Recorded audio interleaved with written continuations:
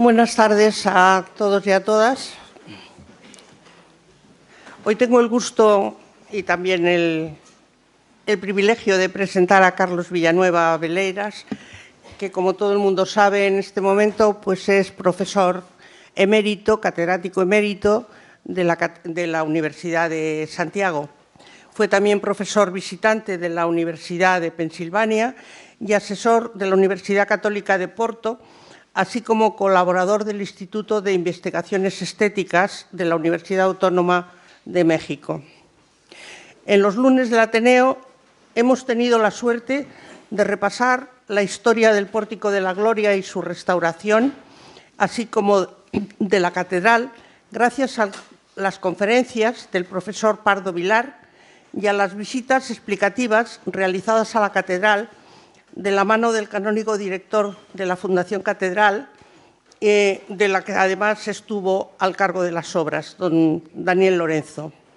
Nos faltaba referirnos a la música que se desarrollaba en esos espacios.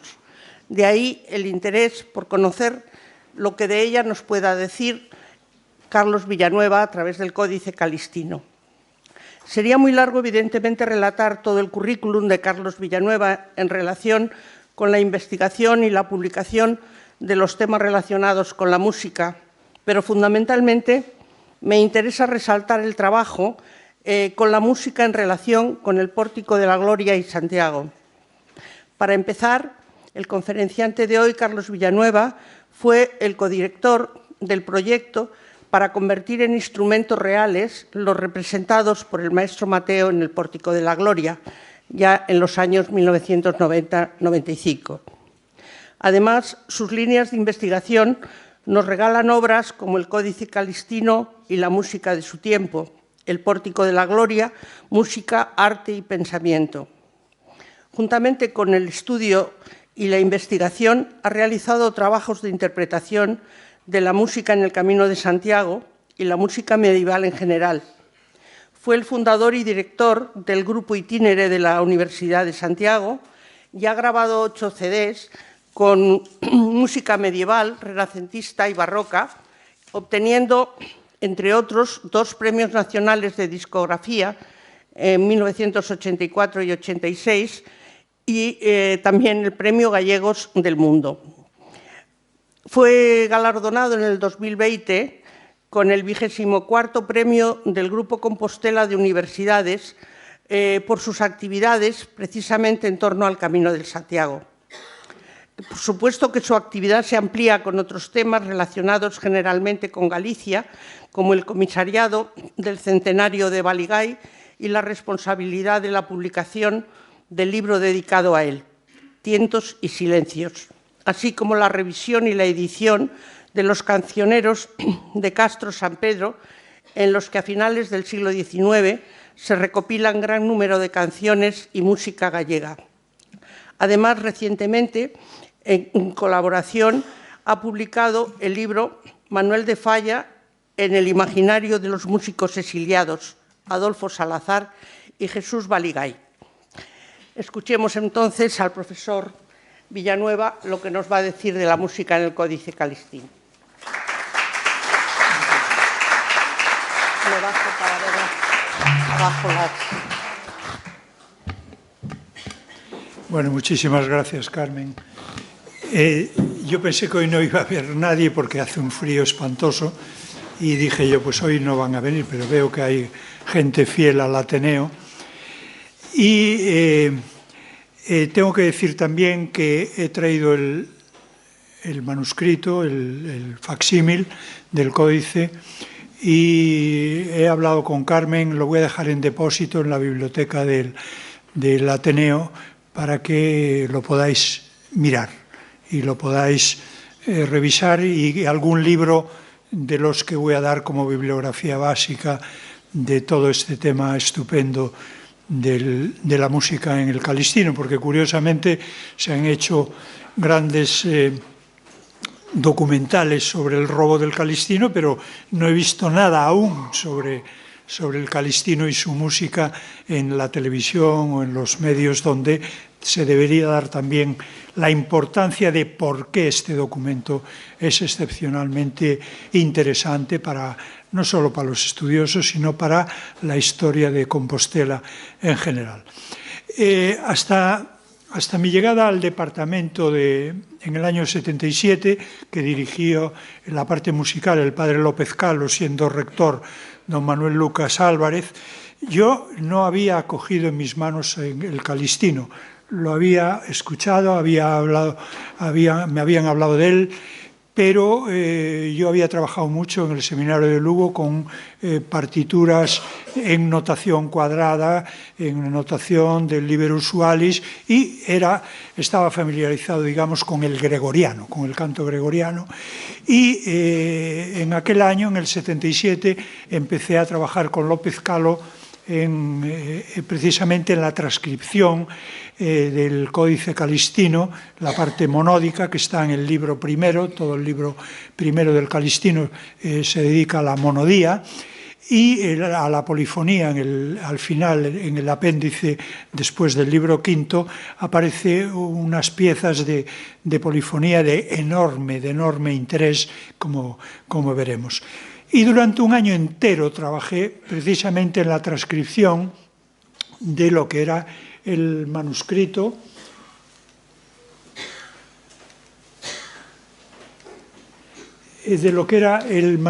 con una escritura muy lorena, muy tipo aquitana, de lo que era el copista francés, que seguramente Gelmírez se trajo, y empezó a trabajar con un repertorio muy variado, como vamos a ver. No es único, no es solo de tipo monástico o de tipo catedralicio, sino que hay una mezcla en todo este repertorio. Durante ese año, Calo preparaba su gran obra sobre la música de la Catedral de Santiago, cuyo volumen también le voy a dejar a Carmen para que lo tengáis.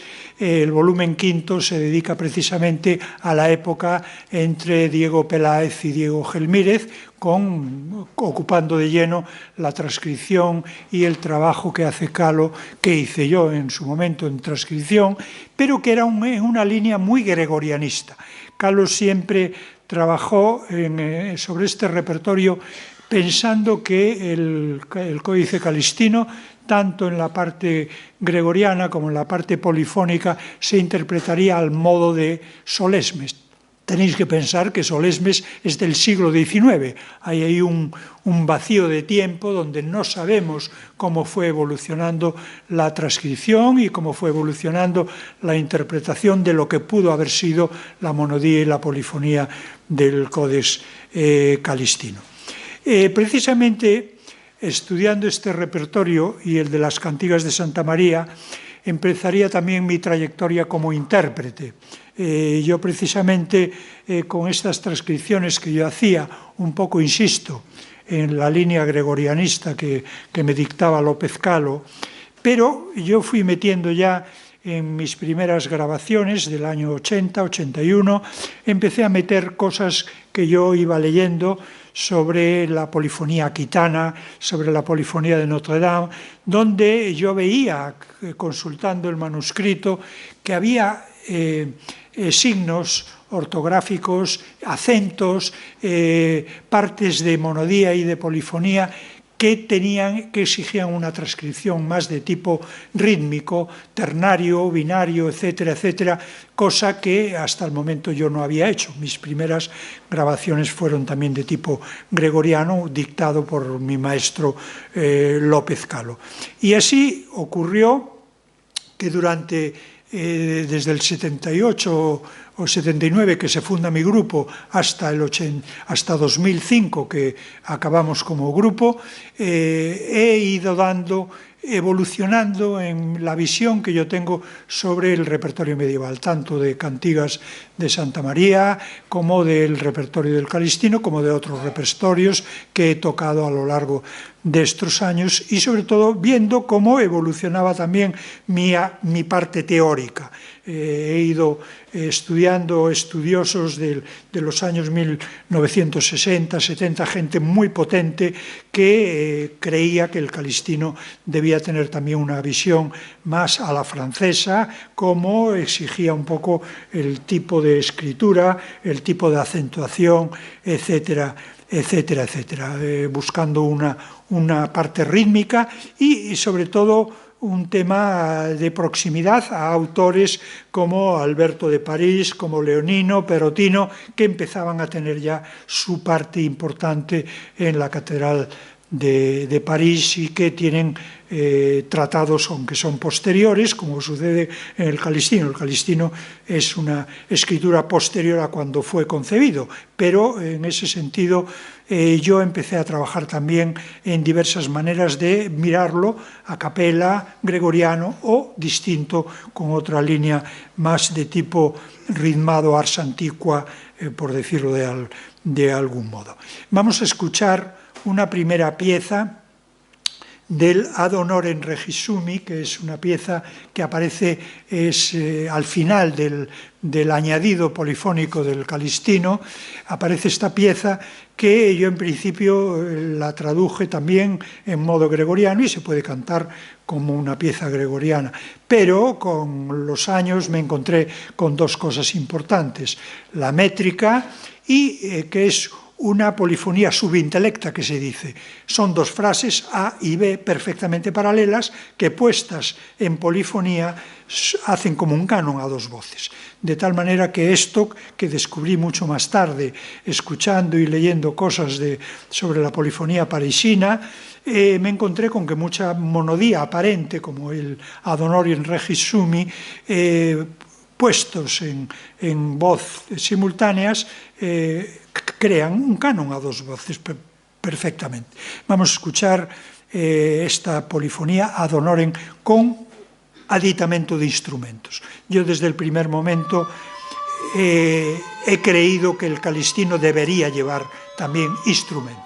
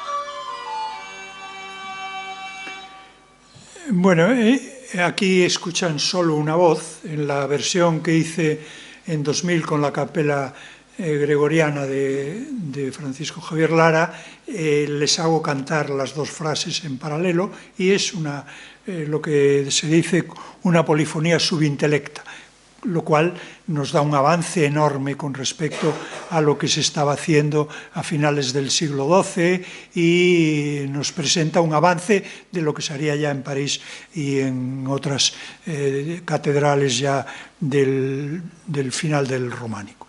En todo caso, he de reconocer que durante aquellos años mi trabajo teórico y práctico iban un poco de la mano. He impartido másteres en diversas universidades precisamente sobre la interpretación de la música medieval usando nuevos elementos, la grafía, las medidas, las notas, las barras, etcétera, etcétera, de tal manera que estos másteres de interpretación me han permitido ir avanzando conforme yo fui viendo también avances teóricos en otros autores importantes que luego fui conociendo tanto en Estados Unidos, en Inglaterra, como aquí en España.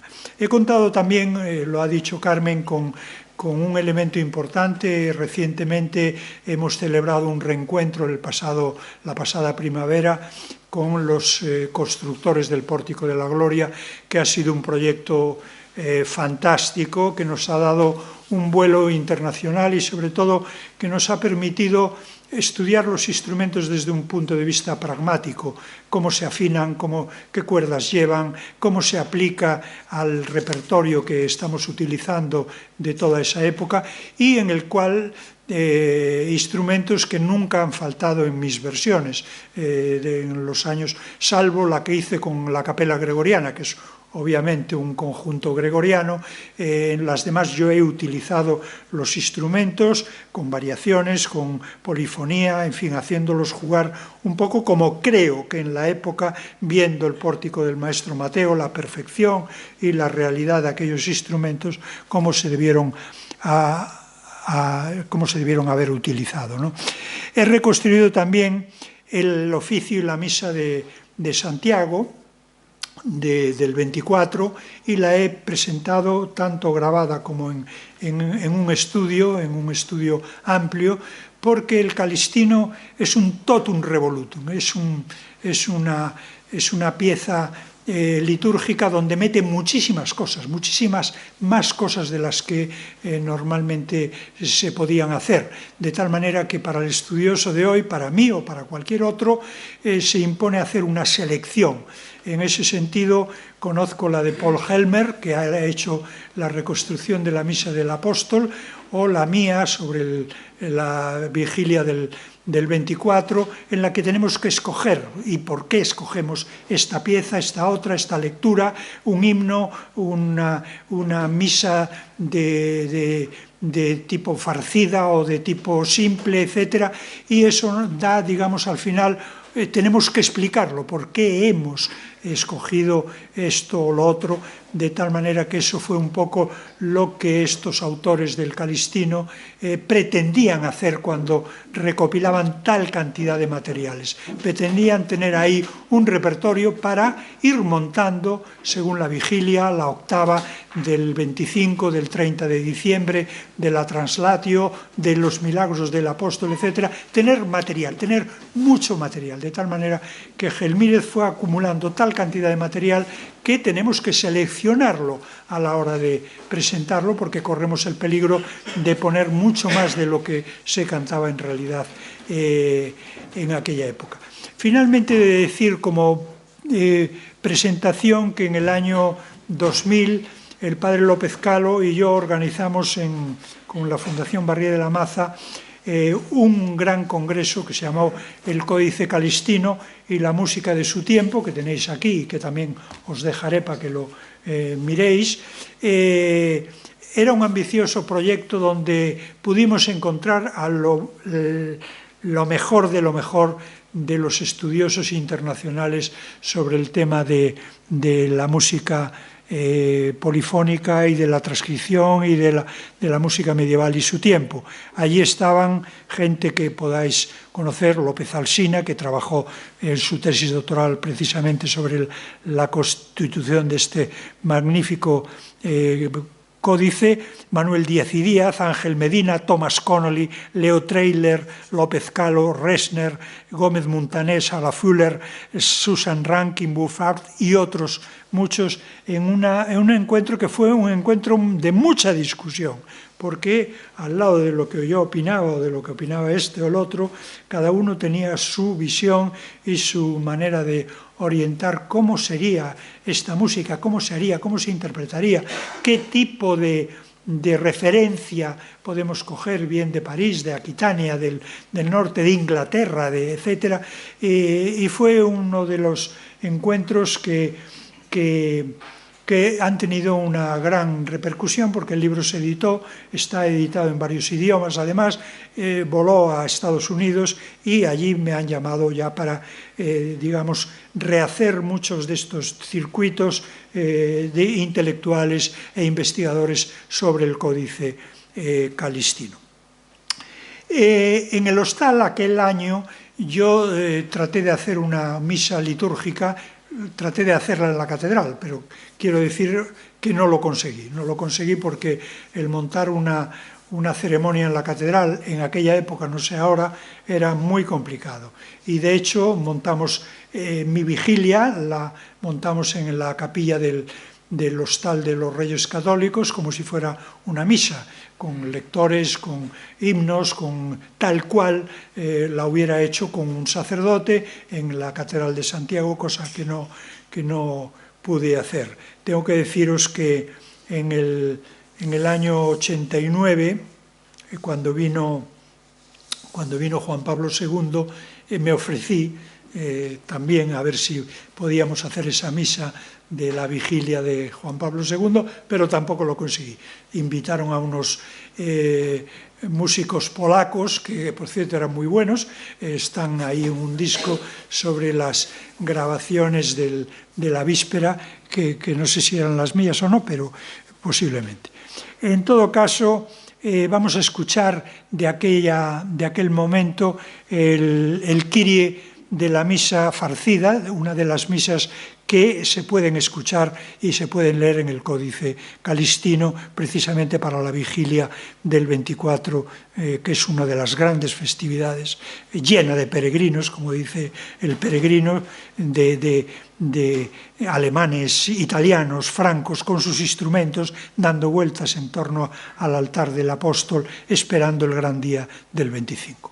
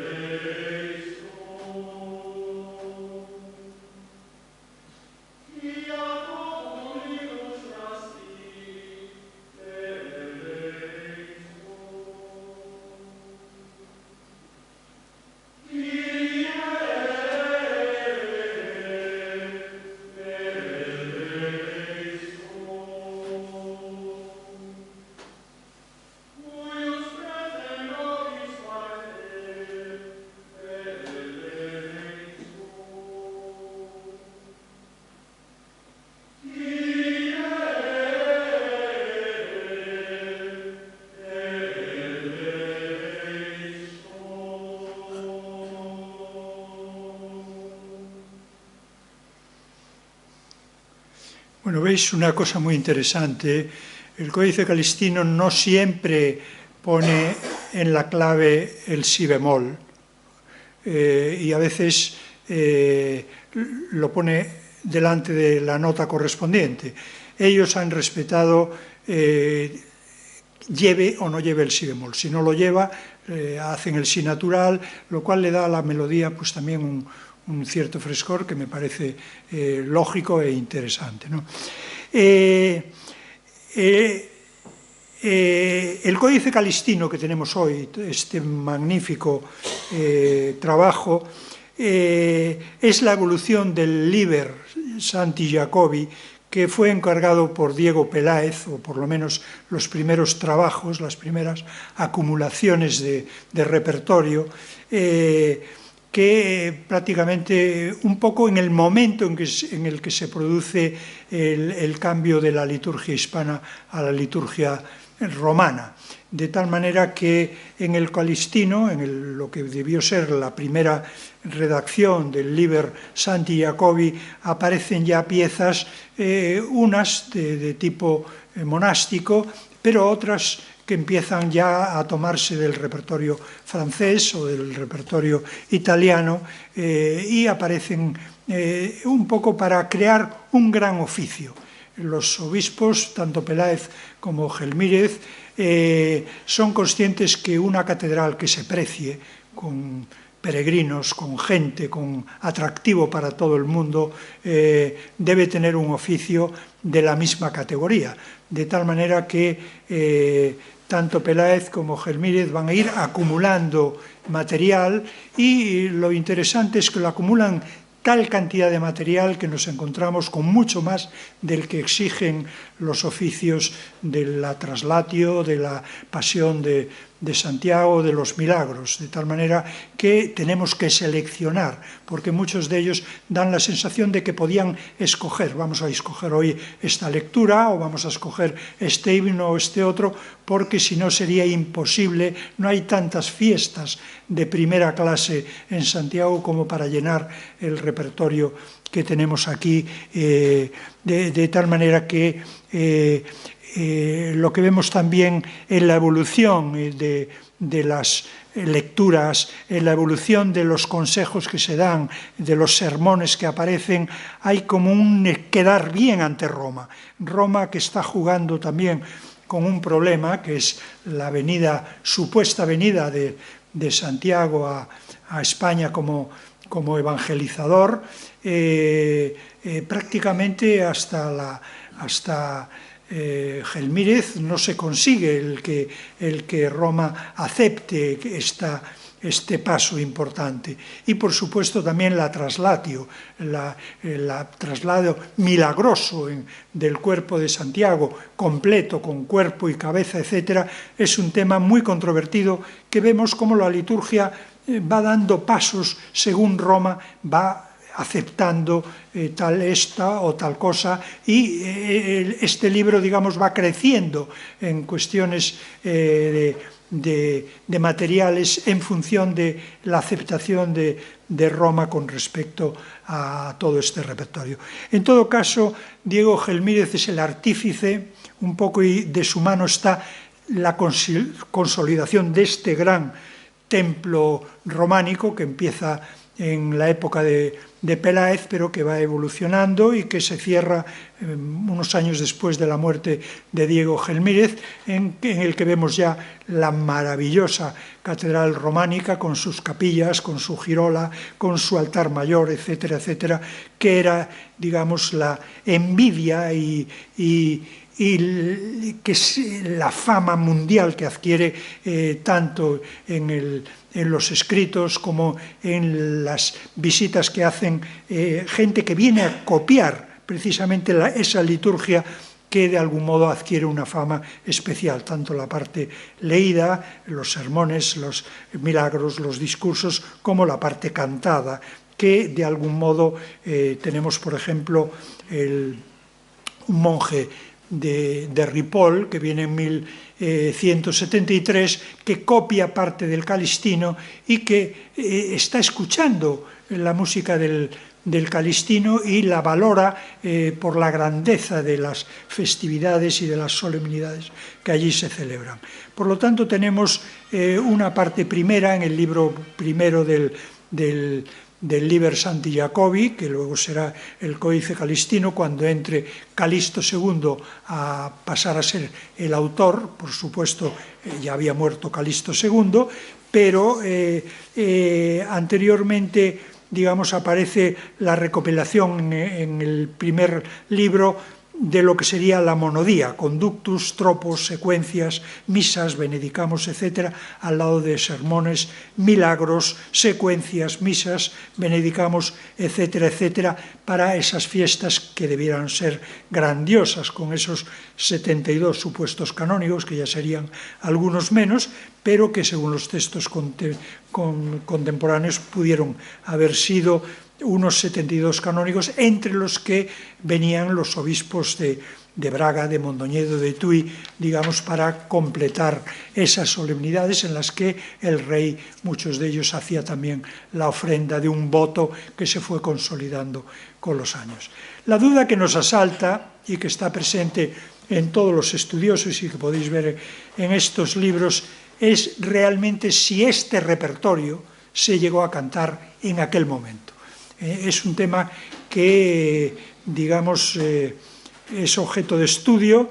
Se están escuchando y pareceres a lo largo de estos libros. Vemos muchos paralelismos, tanto en las piezas monódicas como en las polifónicas, pero vemos también mucho repertorio nuevo, repertorio que no conocemos y que habrá que esperar unos años para seguir investigando en otros centros, en otros escritorios, donde seguramente va a aparecer música de origen seguramente francés, noritaliano o incluso centro inglés, porque esta música se debió mover a través de los frailes, que empezaron también a incorporar, como se hizo en Italia, la polifonía como elemento también para ciertas fiestas, para ciertas solemnidades, para ciertos himnos, etcétera, etcétera, como vemos que sucede en el Códice Calistino. Podemos apoyarnos para hablar de cómo se gestionó y se gestó la música de este Calistino en los estudios que hacen Manuel Díaz y Díaz, cuando habla del manuscrito, Elisardo Temperán, que tiene una tesis muy potente sobre la liturgia del Códice, o el propio López Calo, que en este libro quinto de su música medieval hace un recorrido también extenso de cómo son las piezas, cómo se sitúan, cómo se componen. En todo caso, tenemos como tres repertorios en el Calistino que posiblemente uno de ellos, el más sencillo y el más fácil de seguir, es el que reproduce el repertorio benedictino, que era el que estaban haciendo los monjes de San Pelayo prácticamente hasta finales del siglo XII y que seguramente, con toda seguridad, continúan haciendo.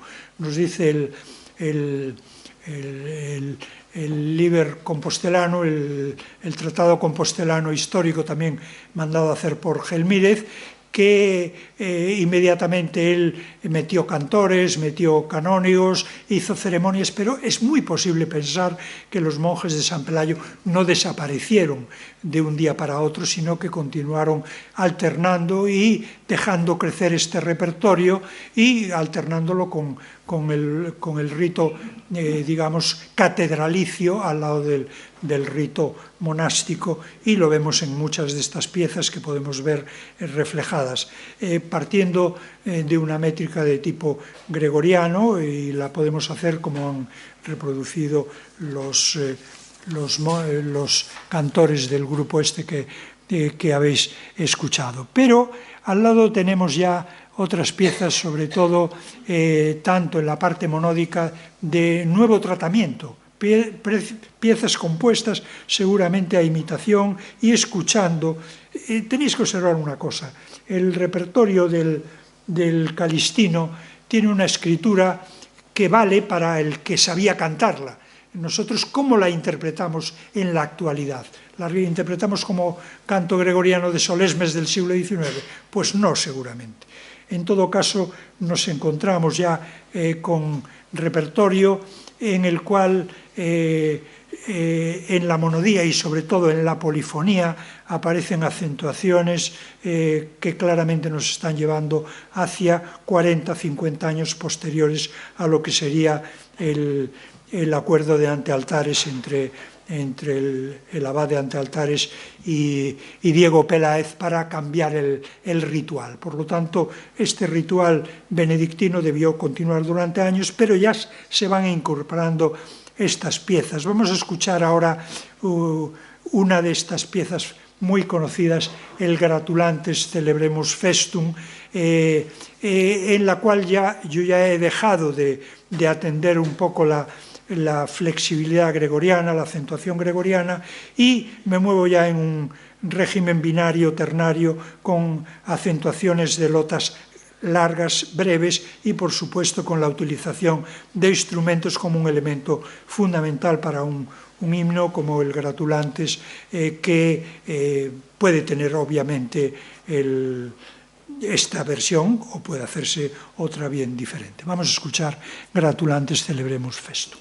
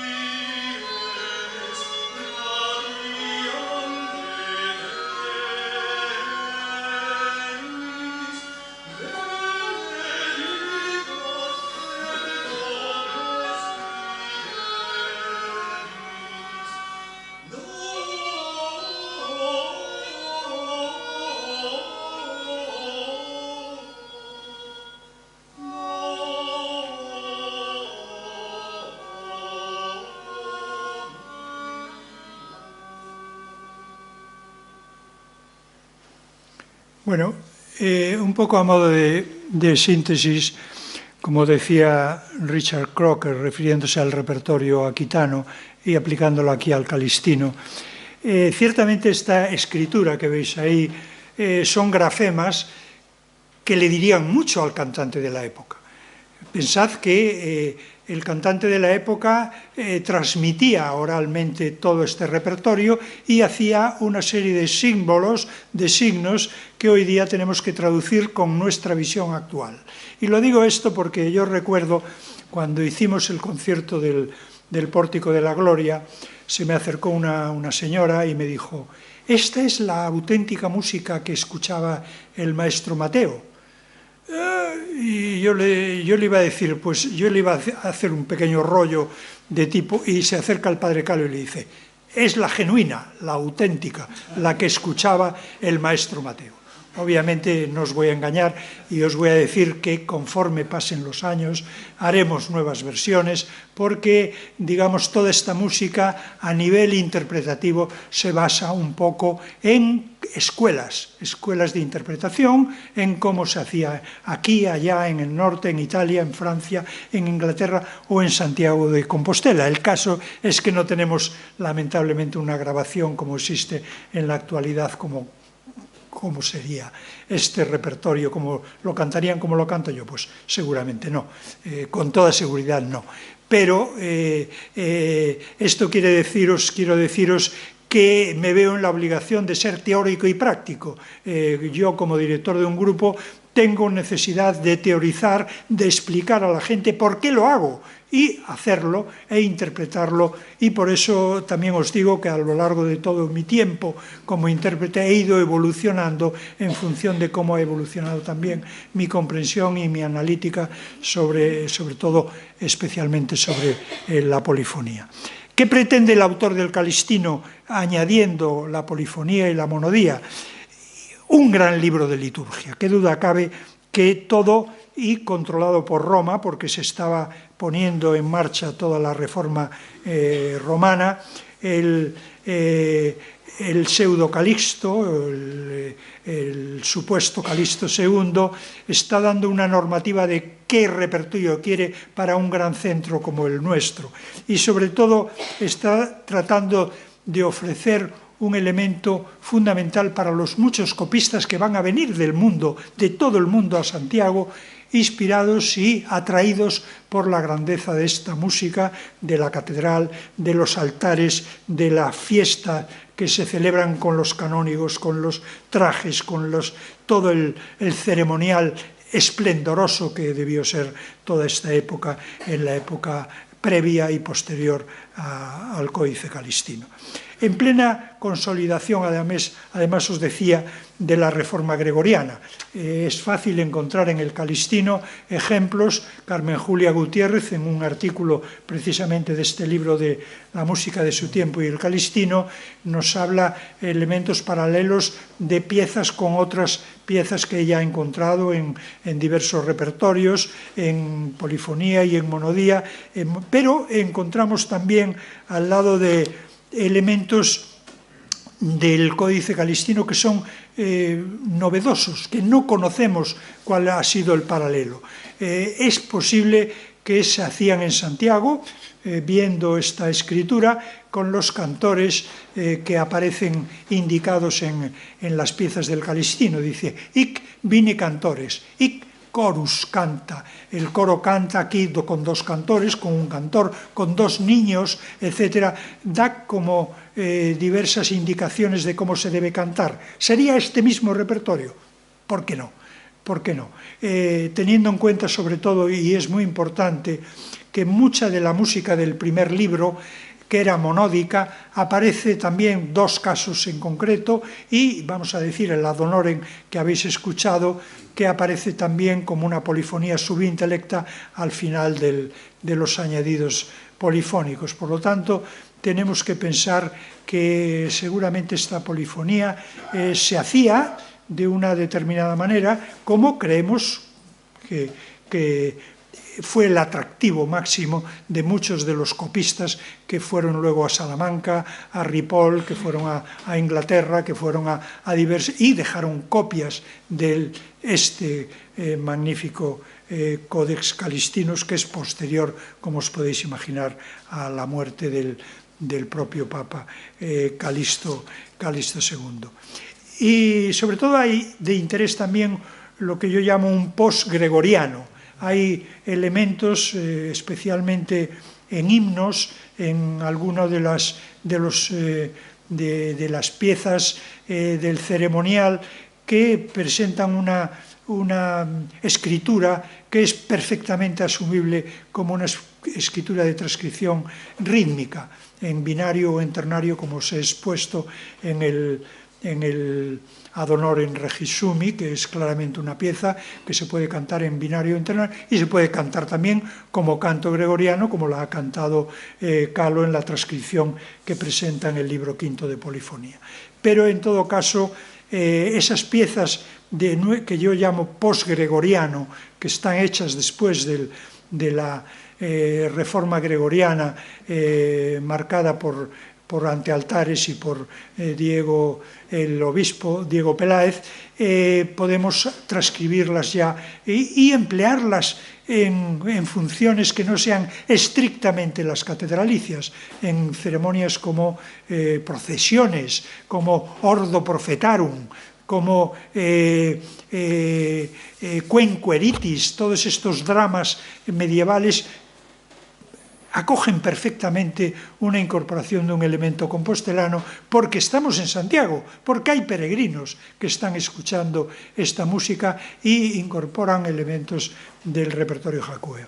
Y por supuesto, finalmente, tenemos que hablar de todo ese maravilloso repertorio que aparece desde el final del libro quinto, con el Con Gaudium Catholici, a tres voces que en realidad son dos. El añadido de la voz de la tercera voz en rojo, lo explica Sarah Fuller, se puede grabar una voz u otra. El grabarla a tres voces, como se ha explicado tantas veces como una tercera voz, da ciertos problemas de disonancias que no son queridas en aquel momento. Por lo tanto, yo pienso más bien que el Con Gaudium Catholici, que veis ahí, esa tercera voz añadida, por la misma escuela copista que tienen allí, es un añadido que nos habla de cómo esta polifonía se está haciendo y se está desarrollando en la misma catedral. Tenemos un par de ejemplos en este repertorio polifónico de piezas que aparecen como monodía y posteriormente como polifonía en el final de los añadidos de los capítulos añadidos de polifonía del Calistino. Por lo tanto, tenemos que pensar, y en esto es razonable lo que nos dice Díaz y Díaz o lo que nos dice López Calo, la escuela de polifonía que aquí atrajo a muchos cantores, gente que venía de fuera y que nos habla en sus crónicas y que copia estos repertorios, es porque lo escuchaban, no porque fueran sencillamente al archivo y estuvieran interesados por una escritura que seguramente ni entendían, porque si cogemos la escritura de Ripoll es totalmente distinta, copiando la misma música es una escritura totalmente distinta. Os voy a poner una última pieza, me quedan un minuto, una pieza que ha tenido una importancia extraordinaria, que es el Dum Pater Familias, que es una pieza que aparece en el Códice Calistino, agregada posteriormente, que no tiene que ver con la polifonía en curso de tipo francés o de tipo noritaliano, sino que es más bien una pieza anterior con una polifonía de tipo de notas cuadradas, sin barras de compás, y sin barras de indicadoras, sin pentagramas ni tetragramas, etcétera, pero que es una pieza muy interesante porque es la que más se escuchó en el siglo XIX como elemento de canción de peregrinación, Dum Pater Familias Rex Universorum, y habla de los supuestos peregrinos alemanes que cantaban esta pieza de camino a Santiago de Compostela. De hecho, el Ad honorem regis sumi que habéis escuchado tiene al final et ultreia, et suseia, una serie de elementos que nos hablan también de canciones que posiblemente cantaron estos peregrinos, y sencillamente los polifonistas lo que hicieron fue adaptarla a esas dos o tres voces que vemos ahí. Vamos a escuchar pues el Dum Pater Familias en versión de mi grupo.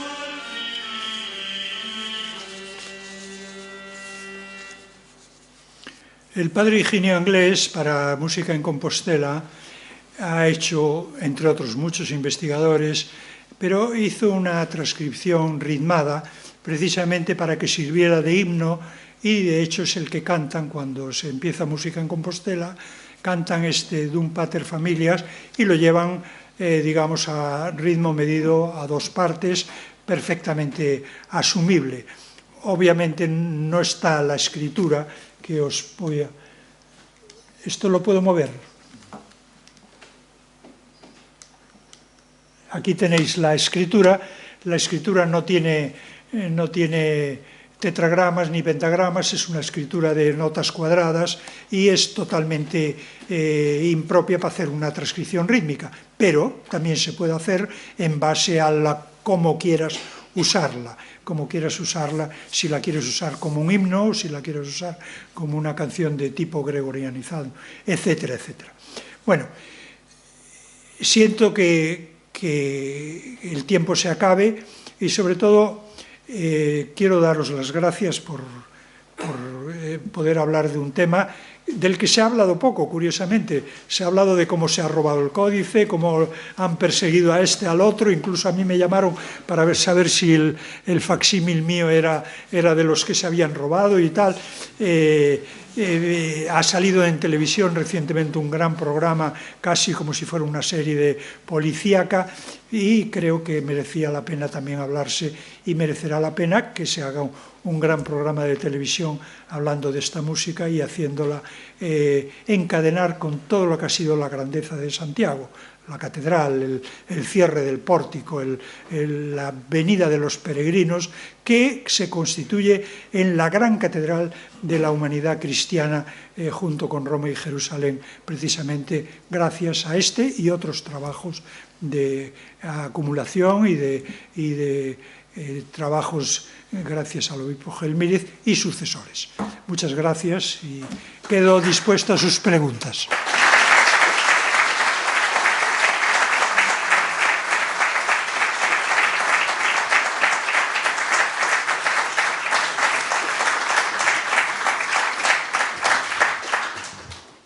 Bueno, muchas gracias. Me gusta mucho la conferencia y supongo que a los demás también.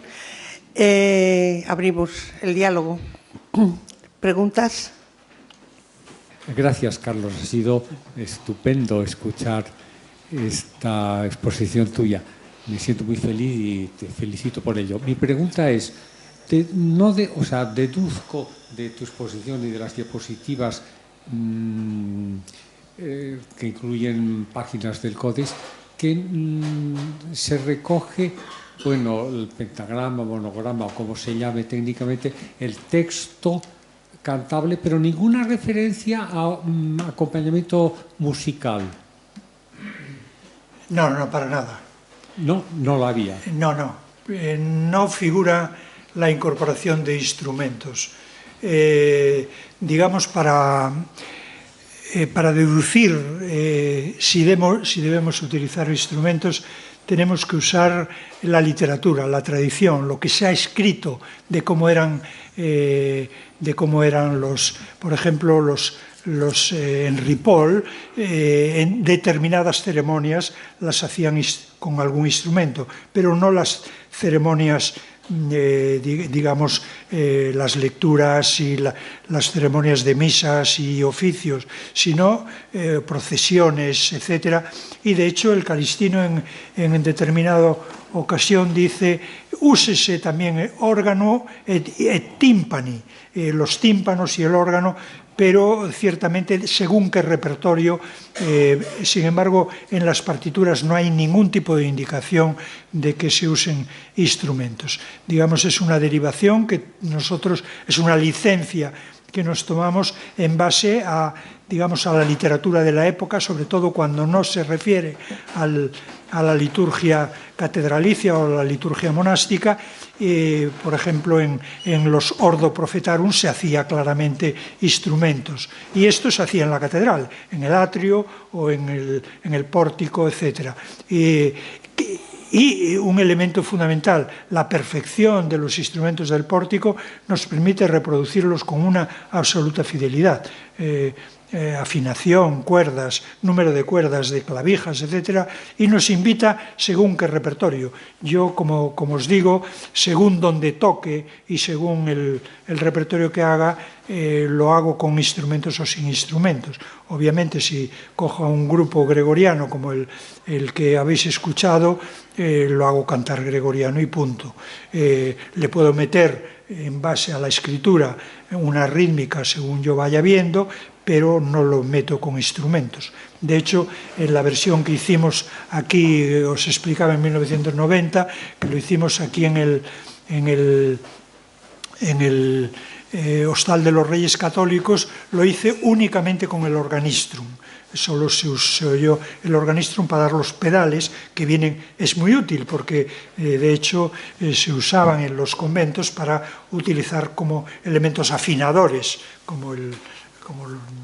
para saber cuál era la nota, la quinta, la octava, etcétera, se organizaba el instrumento.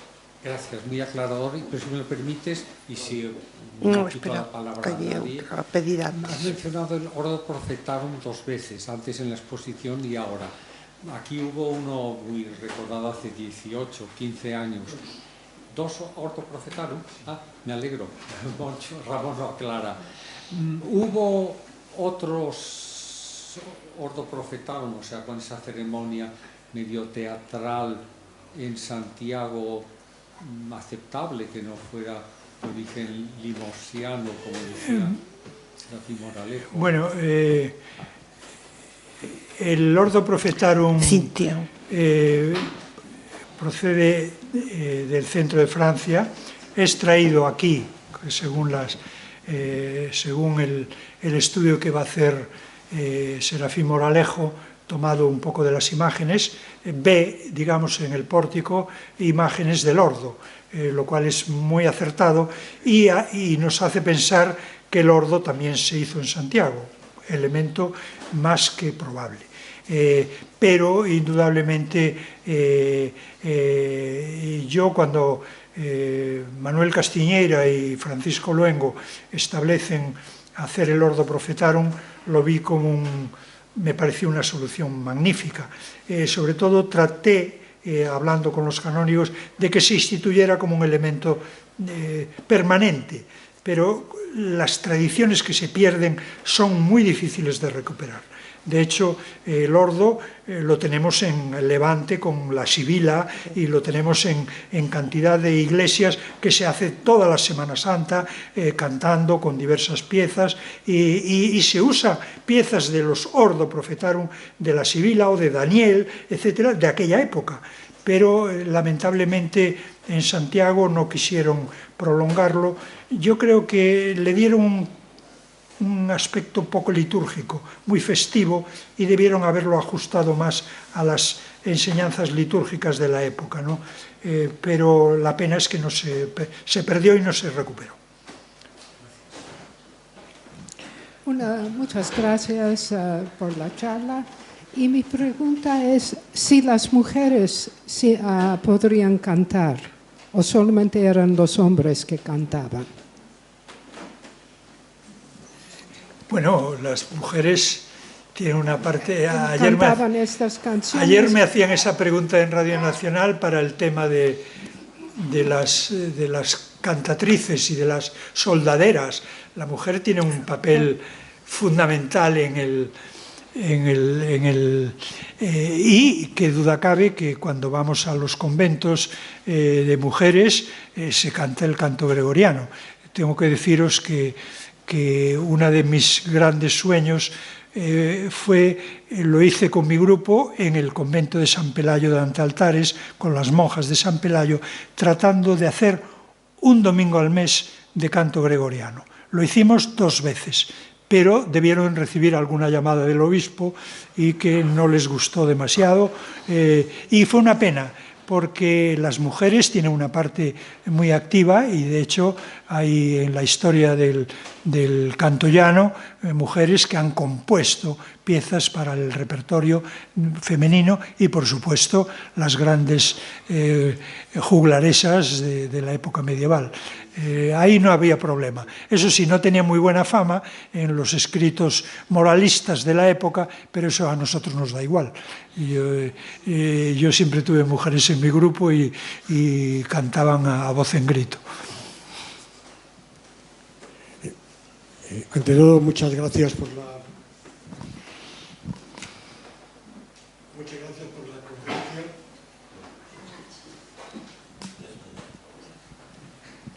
Sí, ha sido como suponíamos quienes conocemos al profesor Villanueva y al intérprete Villanueva.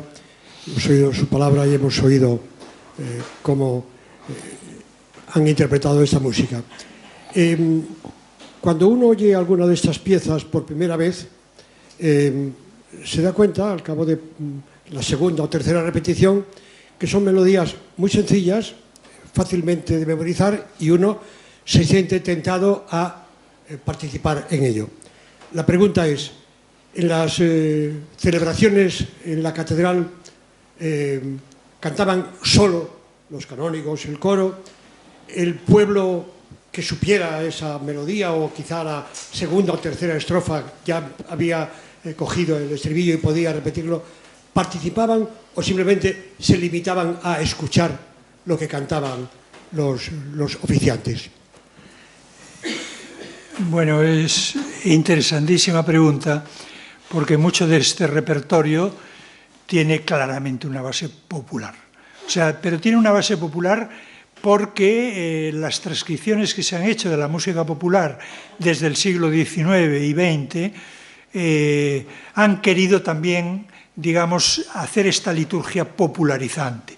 Y de hecho, cuando vemos las crónicas de A Pedra de Valar, de Muxía, o de Santiaguiño de San Benitiño de Lérez, o de la iglesia peregrina se cantaban muchas de estas piezas que eran tomadas seguramente del canto litúrgico. No quiere decir que estas piezas, si nosotros le damos un corte gregoriano, tengan mucho de popular, sino que las podemos adaptar. De hecho, Grupo Milladoiro, Grupo no sé cuánto de La Coruña, están grabando este repertorio ya como folk, digamos, con perfecta... Y hay 2 grandes estudiosos,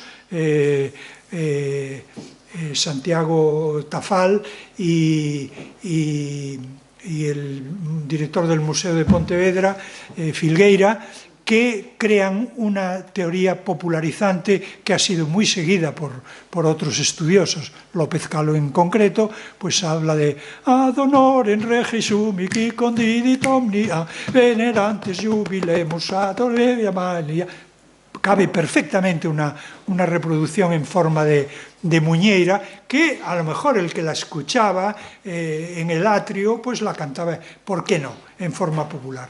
Y forma parte de ese movimiento litúrgico religioso que predicó Santiago Tafall y sobre todo Filgueira, que tiene unos estudios hechos sobre qué música se adaptó y muchas de esta música del calistino le dan una vertiente popularizante. Entonces lo que tú preguntas es perfectamente válido.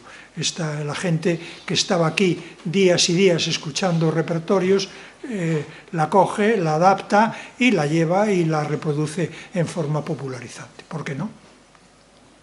¿Alguna pregunta más? Sí.